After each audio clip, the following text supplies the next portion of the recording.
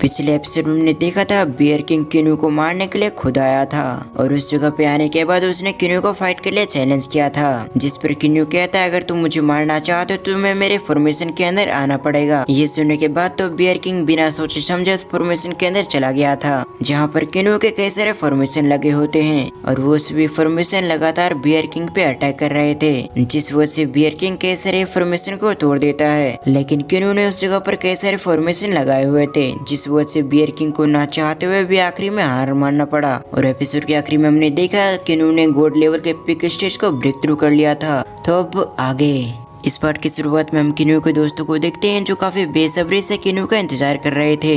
तभी किनू एक पोर्टल से निकलते हुए कहता है फाइनली मैंने अपने लेवल को ब्रेक थ्रू कर लिया। ये सुनने के बाद तो सेवल काफी ज्यादा खुश हो गया था। वो आगे बढ़कर किनू को कांग्रेचुलेशन कहता है, क्योंकि किनू काफी सालों से अपने लेवल को ब्रेक थ्रू करने के लिए प्रैक्टिस कर रहा था। तभी किनू उनसे कहता है मैंने इस लेवल को पार कर लिया है, साथ ही मुझे ऐसा लग रहा है कि मैं जल्दी ही रियलम ऑफ गॉड लेवल को भी ब्रेक थ्रू कर लूंगा। ये सुनने के साथ ही सभी लोग और भी खुश हो गए थे। अगले सीन में हम देखते हैं जहाँ वो सभी लोग एक जगह पर बैठ गए थे।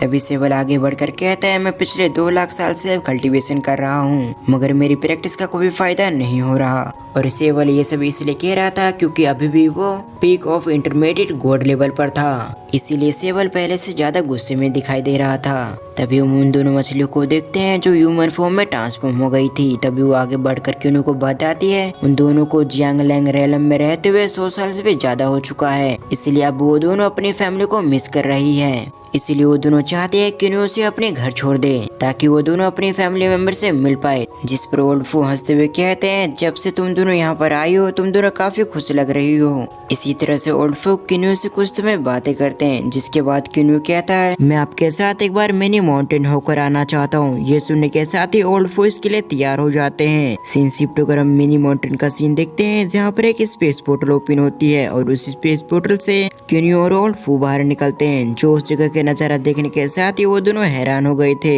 क्योंकि उस जगह की चीजें डिस्ट्रॉय हो रही थी। तभी ओल्ड फू किनू को बताते हैं इस जगह की ऐसी हालत ब्लैक ड्रैगन के लोगों ने किया है, क्योंकि वो लोग इस जगह के सबसे पावरफुल गैंग है, इसीलिए वो कुछ भी इस जगह पर कर लेते हैं। लेकिन अब समय आ चुका है जब आप ब्लैक ड्रैगन के लोगों को सबक सिखाएं। फिर अगले सीन में हम ब्लैक ड्रैगन के एरिया में देखते हैं जहाँ पर कुछ लोग मौजूद होते हैं। तभी उनके पीछे से एक फिगर जाता है जिसके बारे में उन्हें कुछ भी नहीं पता चला। हमें पता चलता है ये और कोई नहीं बल्कि किन्यू था। तभी किन्यू अपने पास से फायर को एक्टिवेट करते हुए कहता है मैं पहले से काफी पावरफुल हो चुका हूँ और मेरे सामने ये आउटसाइडर कुछ भी नहीं है। उस फायर को देखने के बाद ओल्ड फू हैरान होते हुए कहता है ये फायर तो काफी पावरफुल है, भले ये काफी छोटी हो लेकिन मैं महसूस कर पा रहा हूँ कि इसकी पावर कितनी टेरिफाइंग होगी। आपके इस फायर से ये लोग बिल्कुल भी नहीं बच पाएंगे। ये सुनने के साथ ही किन्यू भी सहमति जताते हुए कहता है हाँ, लेकिन मैं चाहता हूँ कि इससे पहले मैं इन लोगों को मारूं उससे पहले आप जियांगलैंग रेलम के अंदर वापस चले जाएं। सीन शिफ्ट होकर हम ब्लैक ड्रैगन के लोगों को देखते हैं जहाँ पर वो लोग बातें कर रहे होते हैं। तभी एक व्यक्ति कहता है इस जगह पर कौन आने की हिम्मत करेगा, जो भी व्यक्ति इस जगह पर आएगा वो मारा जाएगा।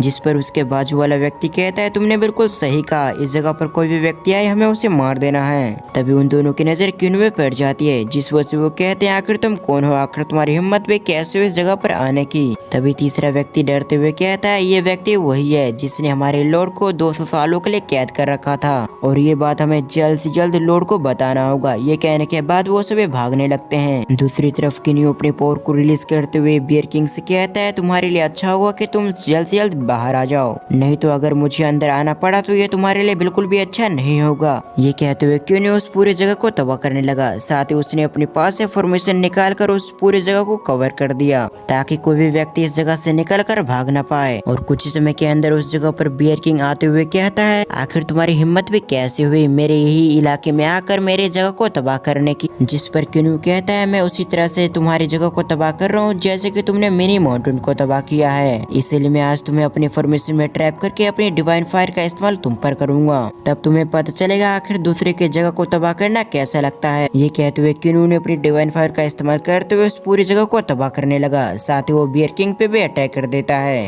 फिर हम मैजिशियन लुई सुई को देखते हैं जो हैरान होते हुए अपने मन में कहता है इसकी पावर काफी टेरिफाइंग है। साथ ही क्यूनू ने इस जगह पर एक ऐसा फॉर्मेशन लगा रखा है जिसके अंदर से डार्क फायर पावर निकल रही है। क्यूनू अपने फायर को काफी अच्छे से कंट्रोल कर पा रहा है। उसकी बातों को सुनने के बाद बियर किंग को काफी गुस्सा आ गया था, इसीलिए बियर किंग उससे कहता है बेवकूफ अपने दुश्मन की तारीफ करना बंद कर, साथ ही तुम अपनी मेडिसिन की पावर का इस्तेमाल कर तो इस फॉर्मेशन को ब्रेक कर दो, उसके बाद ही हम लोग इस जगह से निकल पाएंगे। ये सुनने के साथ ही वो भी सहमत होते हुए कहता है ठीक है, मैं अभी अपनी पावर का इस्तेमाल करते हुए इस फॉर्मेशन को ब्रेक कर देता हूँ, मगर मेरी पावर इतनी नहीं है कि मैं किन्यू के पूरे फॉर्मेशन को ब्रेक कर दूं, इसीलिए मैं इधर से एक होल बना देता हूँ जिससे हम फॉर्मेशन के बाहर जा सके और ये कुछ समय के लिए होगा, इसीलिए हमें जल्दी बाहर निकलना पड़ेगा। ये कहने के साथ ही वो क्रिएट करने लगता है, लेकिन तभी उस जगह एक फ्लेम आ चुकी थी जो लगभग उससे टच होने वाली थी, लेकिन सही समय पर वो अपनी जगह से हट जाता है, इसीलिए वो फ्लेम उन्हें ना लगकर एक स्टैचू को लग गई जो पलक झपकते डिस्ट्रॉय हो जाती है। किन्यू की कंट्रोलिंग देखकर तो बियर किंग भी उसकी तारीफ करता है। तभी लुई सुई कहता है जल्दी से मेरे पीछे आओ, नहीं तो हम यहाँ से नहीं निकल पाएंगे। ये सुनते ही जल्दी से वो दोनों उसके पीछे जाते हैं और अगले ही पल वो तीनों वहाँ से टेलीपोर्ट हो गए थे।